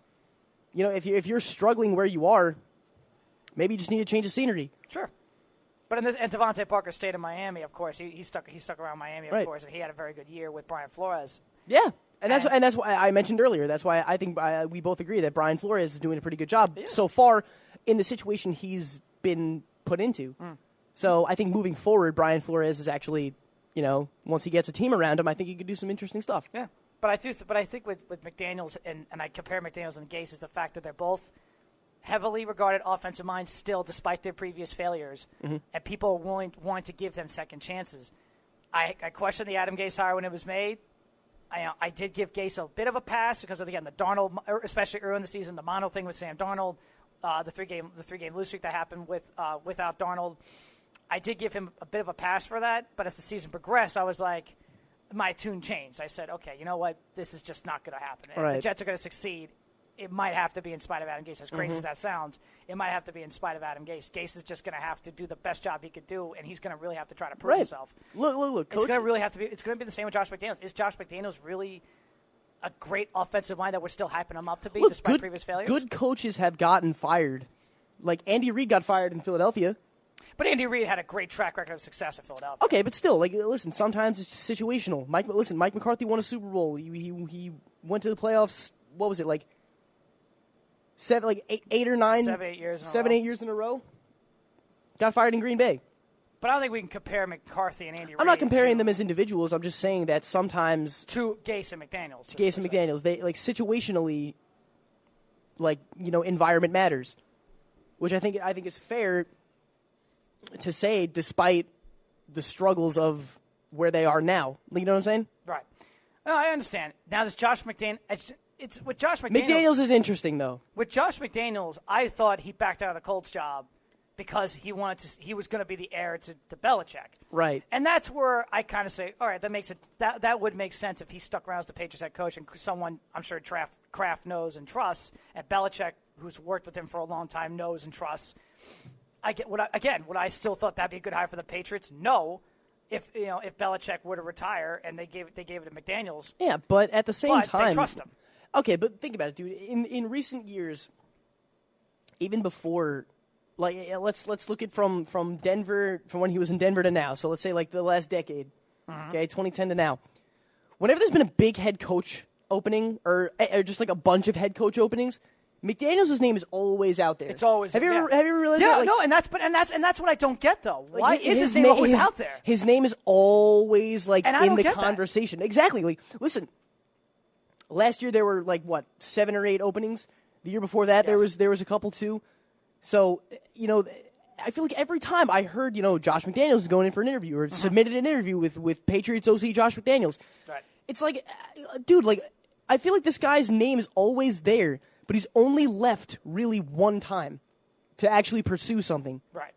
And actually gone through with it. We're not really counting the whole Colts thing, but when he went to Denver, then. Since then, it's all speculation. So I wouldn't be surprised if the Browns don't do it. I wouldn't be surprised because this is just such a typical Josh McDaniels storyline. It's Josh McDaniels is the favorite to land the Cleveland Browns head coaching job. It's okay, I'll believe it when it happens. The one thing, though, that does, and I would agree with you, but the one thing that does stop me from believing that is Chris Mortensen came out with a report shortly after the Patriots lost to Tennessee, and it said Belichick wants to coach for 5 more years. So if you're Josh McDaniels and you see that, You're like, oh, man. it's like, yeah, you know what? Maybe I should go back. Maybe it's time. Maybe it's time I go find a new head coach because That's interesting. I can't be sitting there for 5 more years Right. and waiting and waiting and waiting and waiting. You know. Right. Okay. You do have to kind of. It's that opportunistic mind where personally, when you're an individual, you got to pounce when you got to pounce right now. Listen, carpe diem. So I thought that was a very interesting report when I saw Chris Mortensen put that out there that he was going to Belichick wants to be the head coach for 5 more years. All right, look, if the Browns are serious and they want to hire this guy by what did you say, tomorrow? Well, they want to hire a head coach by tomorrow, and they want to hire one by tomorrow. Okay. Maybe they're just saying that because they're so confident in how this interview with McDaniels is going to go today. I don't know. Like I said, I'll believe it when it happens. Right. It seems like they are rolling out the red carpet for him. I look at this. I look at Josh McDaniels, and I don't see the right mind. And again, I'm factoring his past. I'm factoring in what I believe in him as a coordinator because I don't think he's that good of a coordinator. I think that a lot of that's Belichick. A lot of that is Tom Brady. I'm not 1,000% sure he's the right man to go into Cleveland. It's situational. You're going to Cleveland. You got to change a lot of things. You got to change the culture. You got to get that locker room together. You're going from the most stable organization in football to probably the least stable right now. But you go from New England to Cleveland. Like, I can trust Joe Judge with his mindset and his attitude to get that Giants locker room together. I don't trust Josh McDaniels to do the same in Cleveland. Would you agree with that? I think Cleveland was a harder job. Oh, yeah. 100%. I would say that Cleveland is definitely a more difficult situation to try to piece together because there were reasons why, the Giants underperformed. Okay, it was Daniel Jones' rookie season. We had no defense, injuries left and right. With Cleveland, the expectations were through the roof. Yeah. So you have to not only get this team in order to live up to these expectations, but you have to do it at the same time, setting a tone in that locker room, getting these young players into shape, and saying, listen, like, we have talent. We just got to set all the BS aside. Yeah. So you have to have full confidence that Josh McDaniels is going to be the guy to do and that. Also, don't they want the new head coach to have a say in the GM hire? Yeah, and again, that's another thing you got to figure out. That's something I am not a fan of. The Jets did this last year where they hired Adam Gase. They kept Mike McCagnon. And they made Gase interim and GM too. Pretty much, they had Gase have the final ridiculous. say. They had Gase had the final say in who's the GM. Now again, I loved that the Jets brought in Joe Douglas because I think Joe Douglas is one of the best bright minds in the National Football League, and I'm glad that he got a GM job. It's the way they structured and the way they did it. Gase getting hired, McCagnon's still the GM, then they fire McCagnon. Right. I'm always a belief of if you want a wholesale change, you fire the GM, you fire the coach, you bring in what the Giants should have done this season. The Giants did it with Dave Gettleman. You kept Gettleman. It's exactly what the Giants should have done this season. You kept Gettleman. You fired Shermer. You brought in Joe Judge. So Joe Judge is now with a head coach that now Joe Judge is with a head coach that hired him. But if you're the Giants, you should fire Gettleman and have your new GM. I said it from when I saw that Shermer got fired. I was glued to my phone waiting for Gettleman because when they fired McAdoo, they also fired Reese. Right. So when I'm saying, I'm like, oh man, and I said it when the season ended. I'm like, listen, the Giants aren't going to fire 2 head coaches and 2 GMs in 3 years. Right. It's just not how they're just that's not them. They're not going to do it. Right. Coaching which change, sucks. Coaching searches and coaching changes. It's really interesting watching the coaching changes and the coaching searches going on in the NFL as we enter the playoffs. We are getting closer and closer to the conference championship games, and it seems like the NFL coaching search is almost more of an interesting headline. Yeah, more of an interesting headline, but also more taking over. I mean, McCarthy going to the Cowboys, who saw that coming, and here's Joe Judge. No one really knows who Joe Judge is, but now everyone's. I'm still so shocked that rule of Carolina, which no one saw that coming, and now Cleveland is the final destination. They're the final coaching job vacancy left. Yep. And there's a lot of names involved: Kevin Stefanski, Roman Martindale, now Josh McDaniels. It looks like we could be closer and closer to Josh McDaniels getting the new head coaching job. Yeah. But we'll find out and we'll see. Coming up next on the Haystack Show, as we mentioned before, the divisional playoffs are this weekend. It's a Football Friday. We will make our picks. But first, we will give our top 8 defenses remaining in the playoffs. Where does your team land? Find out next on the Haystack. This is the Worldwide Sports Radio Network. You're listening to the Worldwide Sports Radio Network. You're listening to the Haystack Show on the Worldwide Sports Radio Network. Back at you here on the Haystack. I am your host, fill-in host, Evan Mazza here. Fill-in also host, Matt Catarazzola here. Filling in today for Mike Guido. He's out with a stress fracture in his foot. We hope he's feeling better. We hope he's doing all right. As he rests up and as he gets ready for the NFL Divisional Playoffs this weekend, we also are getting ready for the NFL Divisional Playoffs this weekend. It is a Football Friday. Yesterday, I gave you guys my top 8 quarterbacks remaining in the playoff bracket. Now today, both me and Matty will give you our top 8 defenses remaining in the playoffs because at the end of the day, defenses do win championships. So, Matty, I'm going to start with you. Let's get started here with number 8. All right, number 8. Ooh, I like this. It's good. At least, see, Mike, at least some people compliment my music I always appreciate it. See, Mike? It's good. I like it. Okay, number 8 coming in is the Houston Texans. Look, outside of J.J. Watt and Whitney Merciless, I think this is a pretty weak defense. They bolstered it a little bit last year with Tyrann Mathieu. They lose him. Not a lot of help in the secondary. Not a lot of pass rush outside of J.J. Watt. It's just not. I don't think this is going to be a pretty difficult matchup for them. So I'm going to put the Houston Texans at number 8. Yeah. Romeo Crennel is a fantastic defensive coordinator. I just don't think this matchup against the Chiefs is going to be enough to get them past Patrick Mahomes. Yeah, this is actually where I agree with you. I was kind of conflicted here with 8 through 6. I was kind of going through the teams. I'm like, I don't really. But you look into it more, and yeah, Houston. It's weird to say Houston below Seattle, below Kansas City, but that's kind of where I'm at right now with the Houston Texans. Overall, they had troubles on defense in the 20s all year long in rush against the run and against the passing yards and against the pass. Losing J.J. Watt was big. They got J.J. Watt back last week against Buffalo. Just in the nick of time. Just in the nick of time. He made such an incredible impact against the Buffalo Bills. Really made the sack that jump-started everything. So who knows? Maybe we do see a different Texans defense with the return of J.J. Watt, but they have trouble against the run. They don't necessarily get after the quarterback. They have trouble against the pass. Like you said, Matty, here comes Pat Mahomes.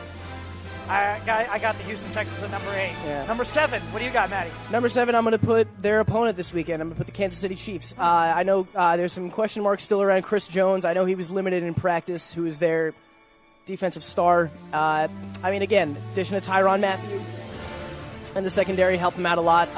D Ford, it's going to be interesting to see how they improve against Deshaun Watson, DeAndre Hopkins. I don't know about the status of Will Fuller for this game this weekend. It looks like he's going to play.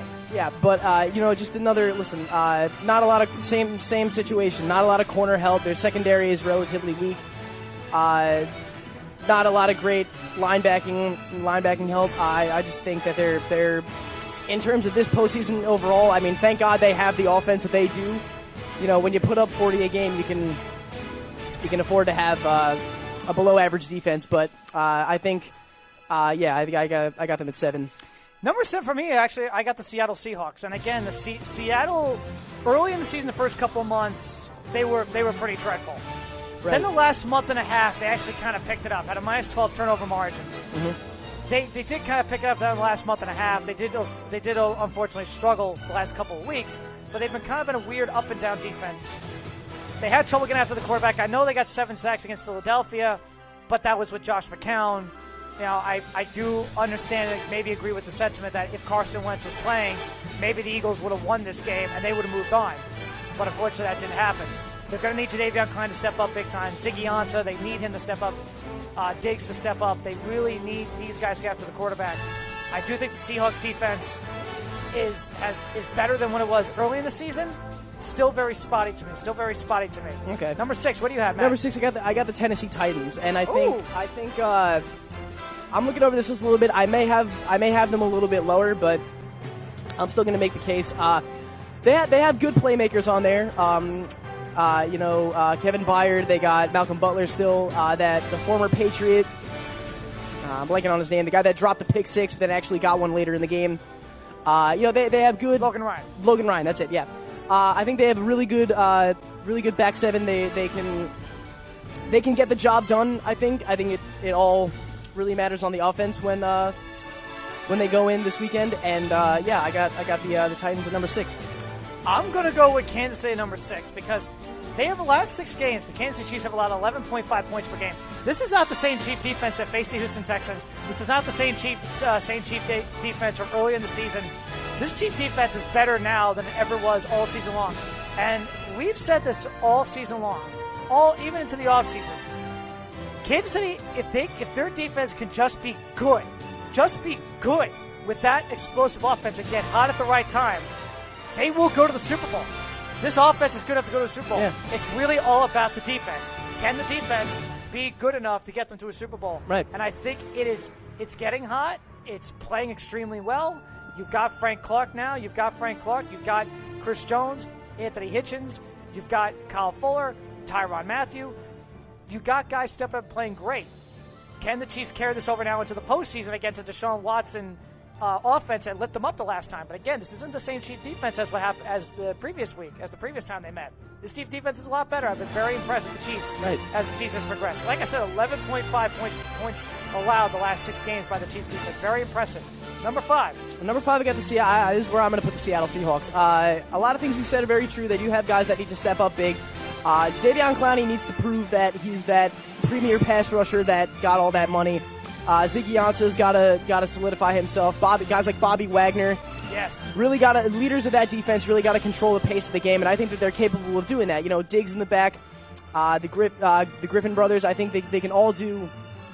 Listen, the offense is clicking on all cylinders. Russell Wilson is still playing like Russell Wilson, and I think the defense can do a serviceable job against their opponent this weekend. So I think this is a good place to put the Seattle Seahawks at 5.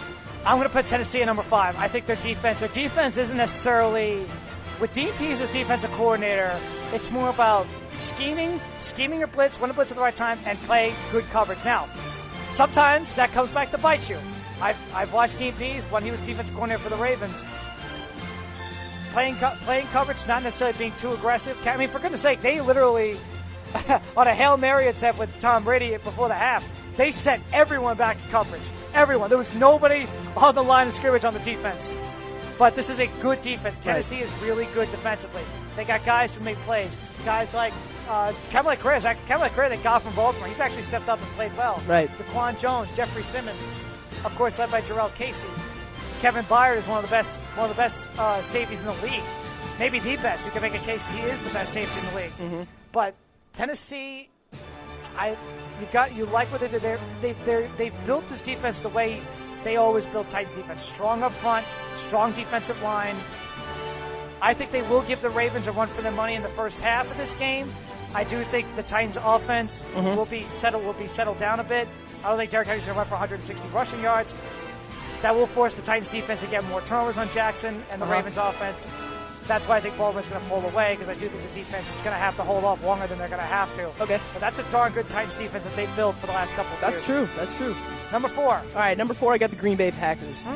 I think Aaron Rodgers finally has a defense that he can rely on. You know, they have great play. Listen, Preston and Zadarius Smith have really solidified their impact and really instilled fear into their opponents. Getting after the quarterback is so crucial for this team, and I think that they've just done a phenomenal job. They're good young corners, Jaire Alexander. They've both just done really, really good jobs of setting the tone to this game. They play hard, physical. They put pressure on the quarterback. I think this is a very good Packers defense, and the best one that Aaron Rodgers has had since the Clay Matthews, A.J. Hawk days, you know? And when they won the Super Bowl, they had Charles Woodson, Clay Matthews, A.J. Hawk. That's a very good point, and this is certainly the best Packers team as they've had. But number 4, I'm actually going to put the Vikings below the Packers. I did. I made a last-second change. Yeah, I'm going to put the Vikings below the Packers here, and not just to Minnesota. Minnesota is fantastic defensively. Strong defensive line. Strong middle linebacker. Strong front 7. Corners could be a little bit better, but still, I don't think they're too terrible in the secondary. But what I saw from the Saints was exactly what they're going to have to do to win against San Francisco to get to the Super Bowl if they have a shot. Get after Drew Brees, force some turnovers, And they can do that. This Vikings defense is as good as any defense in the National Football League and has a good of a front seven as any front in the National Football League. The Minnesota Vikings, because of this defense, have a legit chance to go into San Francisco and pull off the upset. I'm going to give Minnesota number 4. All right. Number 3. Number 3. It's where I got the Minnesota Vikings. Right. And you took the words right out of my mouth. The Minnesota Vikings have as good a defense as any team in the National Football League. If you look at that front seven, listen, the Saints have one of the best offensive lines in football, right? Teron Armstead, Ryan Ramczyk. They have fantastic playmakers up front. Everson Griffin and Daniil Hunter bullied them that entire game. Right. That entire game. Put pressure on them. They made Brees feel uncomfortable. Daniil Hunter and Everson Griffin. Not even saying guys like Linval Joseph. But those 3 guys up front, you take Eric Kendricks, Anthony Barr, Harrison Smith, Xavier Rhodes. Harris, their cornerback, was tied for the league lead in interceptions. Right. With like 6 with Stephon Gilmore. There is not a weak spot on this defense. That's why I got them at number 3. They're keeping them alive in the playoffs. I'm going to go with the Green Bay Packers. This is where I have them at number 3, the Packers. And I'm going to put the Packers over Minnesota for this. The edge. Preston Smith, Zadarius Smith. 2 guys, both free agent acquisitions. 2 of the best free agent acquisitions of the offseason. Zadarius Smith, Preston Smith, off the edge, getting after the quarterback. And that is what you need in order to get to a Super Bowl and win a Super Bowl. Come off the edge, guys. Come off the edge. Apply pressure on the quarterback. And sack the quarterback and force turnovers. Right. I like the Packers secondary too. And I agree with you 1,000%. This is the best defense Aaron Rodgers has ever had, at least since 2010, 2011. And because of that, Aaron Rodgers has a shot. Maybe it's his last chance to get to a Super Bowl. But if Rodgers will get to a Super Bowl and the Packers are going to get to a Super Bowl, it's going to be based on this defense and the edge that Preston Smith and Darius Smith are going to make, the impact they're going to make to win this game. So number 2. Number 2, I got the Baltimore Ravens. Oh, the Baltimore Ravens, I think, have done an exceptional job at adjusting defensively after losing so many playmakers. Okay? No Terrell Suggs. No Zadarius Smith. They lost a lot of guys. And the people in those roles have stepped up, okay? They acquired Marcus Peters, okay? Marlon Humphrey has really stepped up. Earl Thomas is now there. Matthew Judon is there. These are guys that can really make an impact. Guys that are seriously, and when you think Baltimore, you always think like hard, intimidating, physical defensive fronts, yes. And that's exactly what they have. I feel really good about this Baltimore defense going forward, and I think it's a big reason. Obviously, their offense is sensational. Lamar Jackson is just special. The best rushing team in football. Lots of talent on that team everywhere you look. But the defensive side of the ball really can make you comfortable if you're a Baltimore Ravens fan. So I got them at number 2. I've said all year long, and I agree with you. Number 2 is the Baltimore Ravens to me, and I said all year long, as great as this offense has been, the defense being what it is right up there as one of the biggest reasons this team where they're at right now, 14-2, sitting in home field advantage. This defense got, for the first 4 or 5 weeks of the season, it actually looked like the defense that I was expecting. A defense that was going to struggle, again after the quarterback, adjusting to life without Terrell Suggs, C.J. Mosley, Zadarius Smith, etc. I didn't even think about C.J. I didn't even think about C.J. Mosley or Eric Weddle. What they've done on defense since that Browns debacle where they got ran all over the building. Since that anomaly. They fixed this defense, and again, they don't really have, other than Matt Judon, they don't have a great outside edge pass rusher, but they're finding ways to get after the quarterback. Dominique Martindale has done a fantastic job, and you give credit to Eric DeCosta. Marcus Peters was a steal, an utter steal, snatching guys like L.J. Ford, who stepped up and played well, snatching guys back up like Josh Bynes, who stepped up and played well, snatching guys like D'Amato Pekka, who stepped up and played great on the defensive line. Right. I have been just as impressed with this defense than I have with the offense. What this defense has done has been fantastic, and they're doing it with guys that are just stepping up and playing Ravens defensive football. And I think they're going to stop Derrick Henry. They do have some issues stopping the run, but I do think they're going to handle Derrick Henry, at least not hold him entirely, but at least limit Derrick Henry to what he can fully do, force Tannehill to some mistakes, walk away with a win. And then they go on to probably face Watson or Mahomes. They handle Watson. They shut out Watson this year when they met him. But Pat Mahomes has had the Ravens' defense's number the last 2 years. Yeah. How do they handle Pat Mahomes? But we're getting ahead of ourselves. But yes, I agree. The Baltimore Ravens' defense is number 2. What the Ravens have done on defense, nothing short of spectacular to me. And number 1, we're both in agreement. San Francisco 49ers. Number 1, I think this is a given. I think most people would agree. Listen, San Francisco 49ers this year have just been, at least the best team in the NFC. I don't think anyone can really argue that. They're just firing on all cylinders. Nick Bosa should be far and away the Defensive Rookie of the Year and in the serious conversation for Defensive Player of the Year. That front seven is just horrifying. If you look at Nick Bosa, Eric Armstead, DeForest Buckner, Solomon Thomas, they got a healthy Quan Alexander coming back now. That's right, they do. Yeah, Richard Sherman. They just got so many guys that can just make an impact. So, I mean, these guys just play hard. They get after the quarterback. They play really good defense. I think this is going to be a very good matchup with them in Minnesota this year. It's one of the biggest reasons they clinched them that first round bye. Home field advantage is just that defense held the Seahawks 1 yard short. 1 yard short. They made one play to get them home field advantage in the first round bye. They made one play. I mean that with the exception of that New Orleans Saints game, that was what 48-46, right? Something like that. And they still came away. Even when they let up that many points, they could still come away with the dub. So I think Jimmy G and this defense is really going to make a serious run at another title for San Francisco. Right. And this defense, I'm very curious to see how this defense responds to the first round bye and home field advantage. It's going to be up to the defense, this front seven, to come out against Minnesota and set the tone that this defense and this team is not going to be asleep at the wheel or come out slow. They got to come out this Sunday against Minnesota, play hard, play physical, and set the tone for what this game is going to be. So I agree with you. The 49ers defense is number 1. As good of a front seven, you're going to find a decent enough secondary, led by Richard Sherman, a former Super Bowl champion, still playing at a good level. Richard Sherman. Yeah, San Francisco.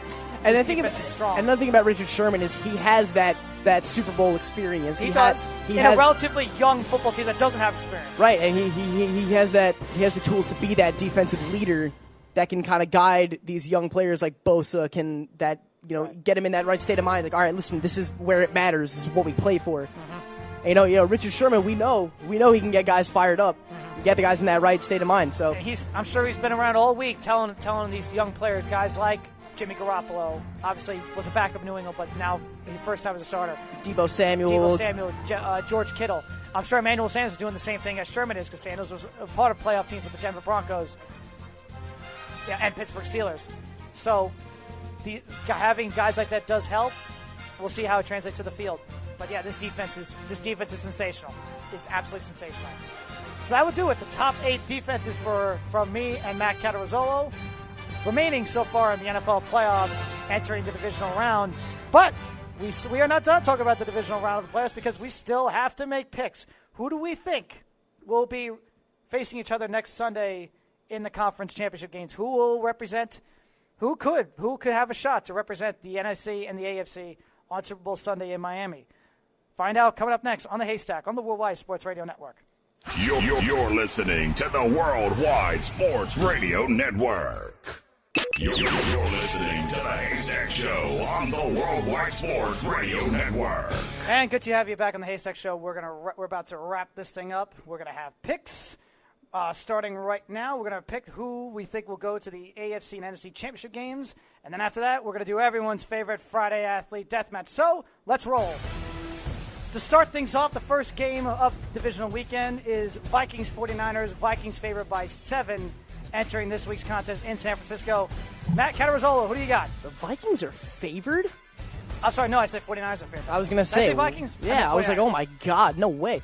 I think the 49ers are going to take this one, and people can say, whoa, a week off, all this time off can actually be bad. I don't know. The Vikings just pulled out another seemingly miraculous victory against the Saints. Even though, you know what? No, I'm going to be fair. They did play better football. Kirk Cousins had a great game. That defense played awesome. I think this team is going to be very. I think these teams are going to be. This is going to be a very even game, but I do give the slight edge to San Francisco. They've just been the better football team all year, and I think they deserve and are going to earn a spot to the NFC Championship.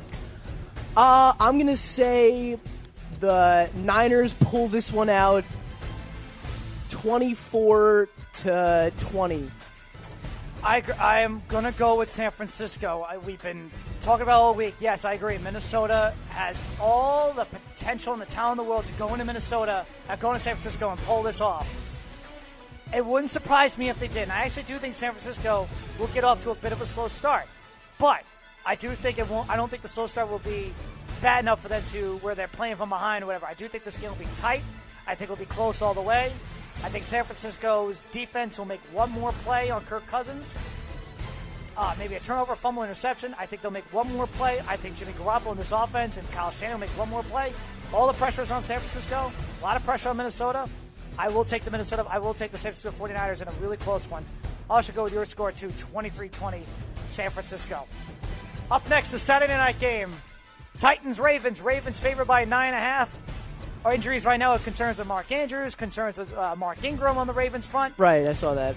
But what are we going with? I will roll with Baltimore also.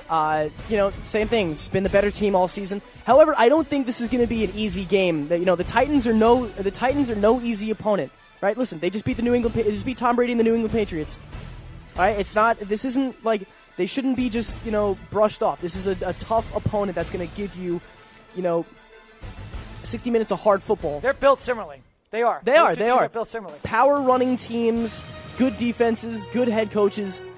You're right. I don't think Derrick Henry is going to put up 200 scrimmage yards again. I will listen, Lamar Jackson has just got something in him this season that's going to, give Baltimore the extra edge to get the job done. So I think I'm going to give the edge to Baltimore here. I'm going to say Baltimore wins 30-21. I'm agreeing with you. I'm going to take the Baltimore Ravens in this game. I do think it will be close to start off, like by half it will be close. But I'm going to take Baltimore in the second half to pull away and win this game 31-17. Mm-hmm. Too much offense, too much Lamar. I think the difference will come with the quarterbacks. It comes down to Lamar Jackson versus Ryan Tannehill. And I think that's where Jackson's going to shine. I think Jackson, he's had that. We talked about yesterday on the show. Jackson's had that playoff game in the back of his mind last year against the Chargers all year long. There's still some people that believe, that the playoff game is going to affect him. I don't believe so. That playoff game, what he was back then, he's not what that he is way, now. Not what he is now. I think I think he has something to prove. I think he will play really well in this game. I think he's going to go out there this Sunday against the Houston Texans and get the Ravens to another win, to another playoff win, and get them to the AFC Championship game. 31-17, I'll say the final will be in Baltimore. Okay.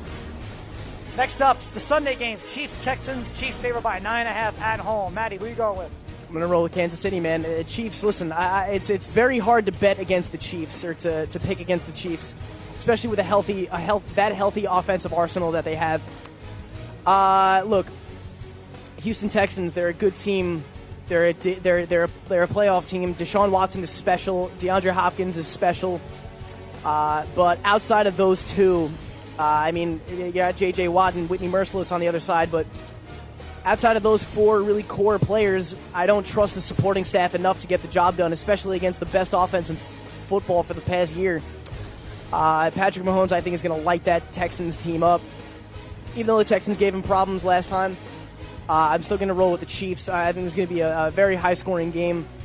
I'm going to say Chiefs 34-26. I'll go 38-30 Chiefs. I agree. This is going to be a high-scoring football game. I do think Kansas City's defense, while it's been better, it's still going to be tough to stop Hopkins, and it's going to be tough to stop a returning Will Fuller, tough to stop Deshaun Watson, but it's even tougher to stop Pat Mahomes. It's even tougher to stop Andy Reid, right. Andy Reid's offense, even tougher to stop all those weapons he has. Kansas City's at home. They're on a mission. New England's gone. There is no Patriots to stop you from the Super Bowl this time.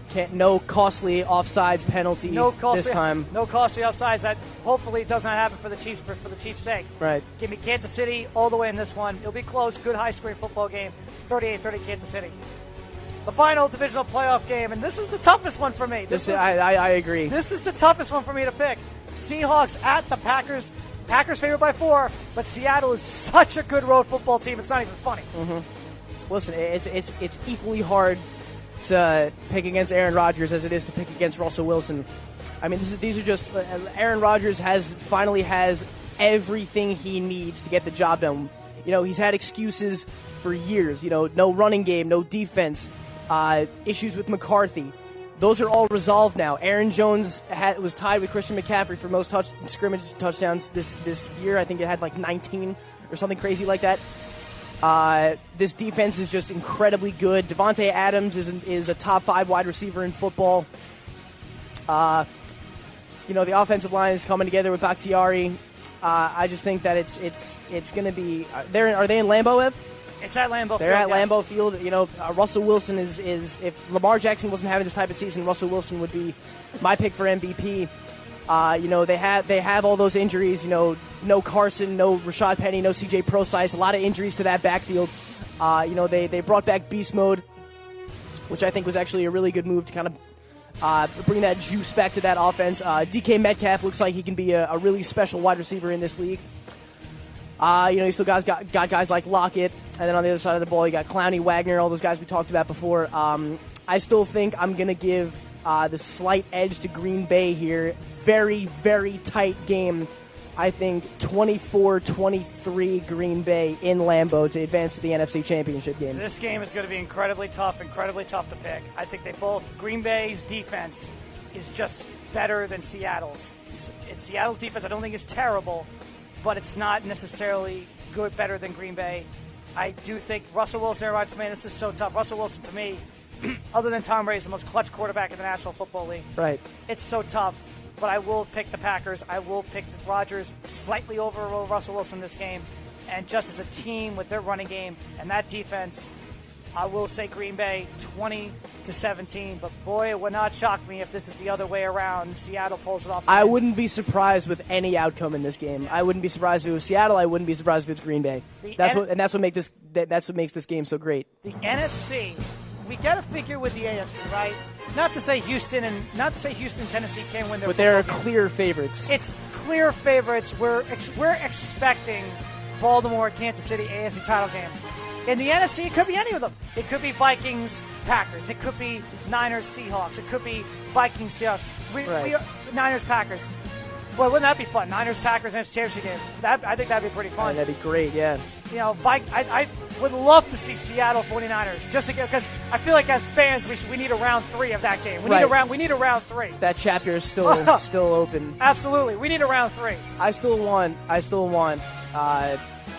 You know, it sucked, man. I thought this was the year we were finally going to get a Brady Rodgers Super Bowl.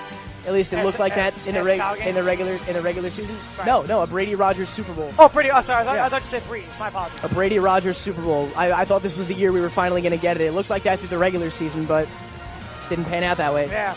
Well, last year, when it was the title game Sunday, everyone wanted Breeze Brady. Everybody. I thought it would have been great. It would have been great.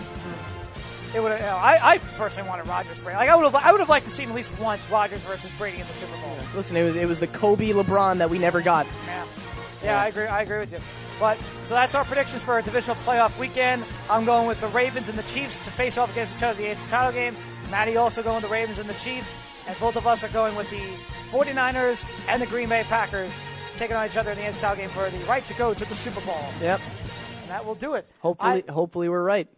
I am looking forward to this Sunday. I love Wild Card Weekend. I love the divisional playoff weekend. This was a great Wild Card Weekend too. It was. Like, come on, anytime you love Wild Card teams. Mm-hmm. Wild Card teams are always the most exciting, and especially when a team like Tennessee takes down New England like that, it's what it's all about. Or even a team like Minnesota, going to New Orleans and pulling off this miraculous upset that no one saw coming. For the third year in a row. That's kind of the thing. Like we talked a little bit about this over the week. Like, was this? Did it feel? We keep talking about the Patriots, right? Was this kind of maybe the end for the Saints? I don't know. I mean, this was now the third year in a row of a awful playoff loss, heartbreak. Of a heartbreaking playoff loss. Yep. Drew Brees is now 41 years old. Was this kind of the end of the Saints run? And I think people are now starting to got hurt early in the season. Right. And Bridgewater went 5-0, 5-1. Right. Kamara didn't even find the end zone until Nope. like he scored in week 2 and then went on a really long drought for a long time finding the end zone. I mean, listen, Michael Thomas is sensational. You know, he's you can make an argument he's the best wide receiver in football. I can make a case he should be out there for MVP. Yeah. But when you consider now what they've been through, you know, really what has to change? Is it even time? Is there even enough time to make a change? Yeah. You know, you just don't know. And I think we have to start asking the question of the same. If we're going to ask Mike McCarthy the same question of, well, how in the world does McCarthy go all those years of one Super Bowl with Aaron Rodgers? Maybe it's fair. I think it is kind of Sean fair. Payton to with look Drew at Sean Brees. Payton. Yeah, Right. it's kind of fair. It is fair to ask that question. No, absolutely. So, and the Saints had 3 straight years of 7 to 9 years with Drew Brees. The Packers never had that. Packers were consistently every year in the playoffs with Mike McCarthy and Aaron Rodgers. But right now, Matty, are you ready? I'm ready. You're ready. I know you're ready. Here I've we go. been ready. It's Friday Athlete Deathmatch. And you actually gave me an idea. Marshawn Lynch. We're going to do team versus teammate versus teammate. Okay. Marshawn Lynch versus DK Metcalf. Oh, my God. I don't know, man. It's very hard to pick anybody against DK Metcalf. But Marshawn Lynch might seem like the perfect kind of guy to face DK Metcalf. Okay. Marshawn Lynch is a bruiser. Marshawn Lynch is a unit.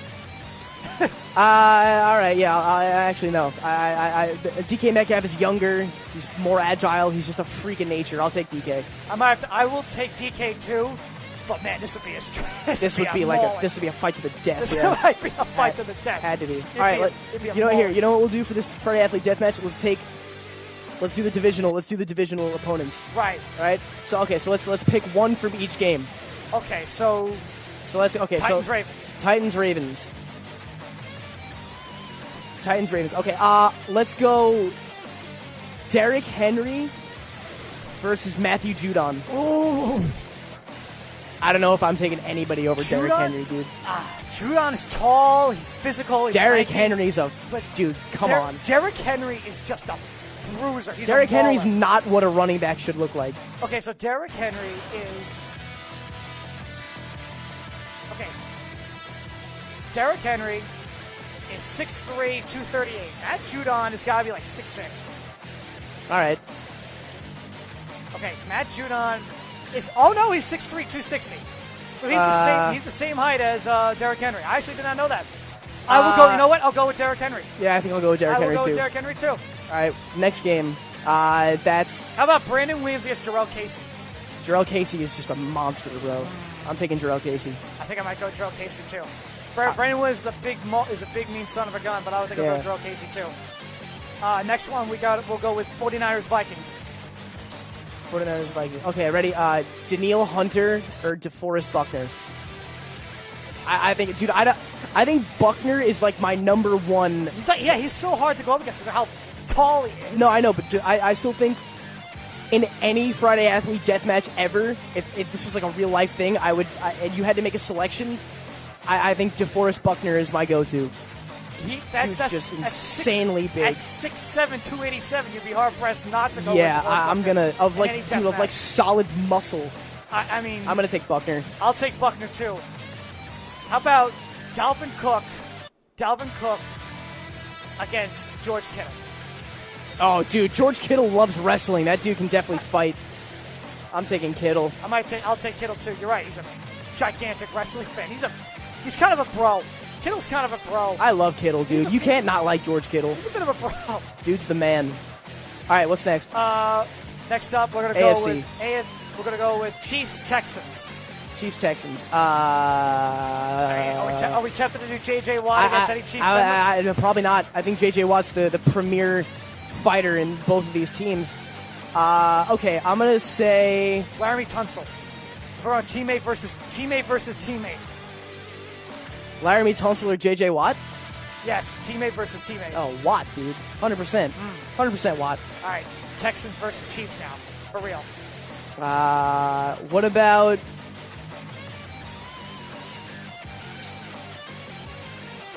Okay. What about Travis Kelce or... Darren Fells? Maybe. Tight end battle? Darren Fells is 6'7". What about Kelce? I actually had that matchup written down. Kelce is 6'5", 250. Darren Fells is 6'7", 270. I had this matchup written down. Sounds like Fells would do the job. I think Fells could give Kelsey a run for his money. Because I don't know. I'm not saying. I think Fells could give Kelsey a run for his money. Because again, we always know about Kelsey. Yeah, I think Fells. Fells was up there in tight end touchdowns for a lot of the season. Yeah. I might go with Fells here. Let's go another one. Texans Chiefs. Let's think of another one. Okay. What about Whitney Merciless or Chris Jones? I've used Chris Jones so much in Friday Athlete Deathmatch because he's such a presence to you. So Merciless is 6'4", 254. I should probably have Chris Jones' height and weight written down already because we use him all the time. Where is it? 6'6", 310. Yeah, I gotta go Chris Jones. Sounded more even in my head. I am so hard pressed never to go with Chris Jones. I always go with Chris Jones. The guy is just a monster. All right, last one. Seahawks Packers. This is a lot of good ones. All right, ready? Let's do it. Clowney against Preston Smith. Clowney. Again, Bobby Wagner. Clowney's another one that I don't think I would ever pick against. Clowney's a big dude, bro. Clowney is a big dude. Bobby Wagner against Aaron Jones. Bobby Wagner, what? Bobby Wagner, 100%. Okay, Aaron Jones is... Okay, yeah, he's 5'10", 207. Bobby Wagner is, I want to say, around that range. Bobby Wagner, I would take Bobby Wagner. I would usually always take defense. It's their job. Their job to hit. All right, what about DK or Devontae Adams? Devontae Adams is a big dude. Devontae Adams is huge. Devontae Adams is huge. Again, I think I'd take DK. Okay. I think I'd take DK. Okay. DK Metcalf is what? Big. Big. Monstrous. 6'1", 216. Devontae Adams. Metcalf is 6'4", 229. Jesus Christ. Yeah, I'm going to take DK. I might have to go with Metcalf. Yeah, I'm going to take DK. All due respect to Devontae Adams, I might have to go with Metcalf. All right, one more. Let's make it a good one. All right. I got to do it. Go ahead. Ravens Titans is this tomorrow night? Eddie George versus Ray Lewis. Ray Lewis every day, twice on Sunday against Eddie George. Eddie George was a tough runner, a great tough running back. Ray Lewis is just... Whenever he faced Ray Lewis had his number. Ray Lewis. Always had his number. I'll go Ray Lewis, dude. Got one more for me, like a past playoff matchup or something? Playoff matchup, okay. Of all these teams, let me think. Past playoff matchup. I'm saying like the GOATs from like both teams. Right. Ronnie Lott against Charles Woodson. That's a good one. I take Ronnie Lott. I like Ronnie Lott. Wow. Okay, wow. You ready? Go for it. This is a good one. So I'm just picking two postseason teams. So, yeah. Brian Bosworth. Okay? Yes! Brian Bosworth. Or, oh my god, why am I blanking? So the Boz is... Boz is a big dude. Funny, we began this week. Tyler Harris was on Morning Boys this week, and he mentioned the name Brian Bosworth. So we're going to start this week with Bosworth, end it with Brian Bosworth. Boz was 6'2", 255. Oh my god. My god, I had him. What team? Niner. Oh, Patrick Willis. Patrick Willis, that was it. Oh. Brian Bosworth or Patrick Willis. Okay, Brian Bosworth is what, 6'2", 255. I'm so tempted not to go with Patrick Willis. It's not even funny. I love Patrick Willis, dude. I think I might go with Boz, but I love Patrick Willis. Patrick Willis is about 6'1", 240. I'm going to go Boz. You know what? I'm going to go Patrick Willis. Wow. I loved watching Patrick Willis. That guy was crazy. We mentioned Ray Lewis. As Ray Lewis's tenure, I know Patrick Willis was to the Niners what Ray Lewis was to the Ravens. A little lesser degree, but definitely, yeah. If Patrick Willis played longer in the NFL, he played 7, 8, 9, 10, 11, 12, 13, 14. He played 8 years. But if Patrick Willis played a lot longer, I mean, in those 8 years, there was no middle linebacker better than him. Not even Ray. Not even Urlacher. Not even Urlacher. Patrick Willis was the best middle linebacker for that stretch of time in all of football. Yeah. If he played just a little that longer. That defense was insane. Alden Smith, like they had crazy guys. Justin dude. Smith. Yeah. Navarro Bowman, of course. Navarro Man, Bowman. that defense is so good. But I got to go Patrick Willis over Brian Bosworth. Yeah. So that'll do it for. That was a good one, man. That was a good one. That'll do it for this edition of Friday Athlete Deathmatch. And that will do it for not only this Friday of the Haystack, but that will do it for this week of the Haystack Show. It was great to have you guys joining us today. Obviously, we had to fill in for Mike. Best wishes to Guido, man. Hope you're doing well. Mike had a flat tire yesterday. Now it's not his week. Got a stretch fracture in foot. Mike, we hope you're doing okay. We hope you're doing well. It's all for you, dude. And we hope to see you next week. We hope you're back next week talking about the divisional playoff weekend, talking about your Dallas Cowboys some more, I'm sure, and talking more about the previewing of the AFC and NFC Championship games this week. I want to say thank you to Monica Ray. She was great this week. Maddie, thank you to you. You were awesome this week. Thanks for having me. Thank you all. Thank you, guys. That will do it for this edition of the Haystack Show. Have an awesome, awesome weekend. Enjoy the divisional rounds of the NFL. We'll be back on Monday. Take care. You're listening to the Worldwide Sports Radio Network.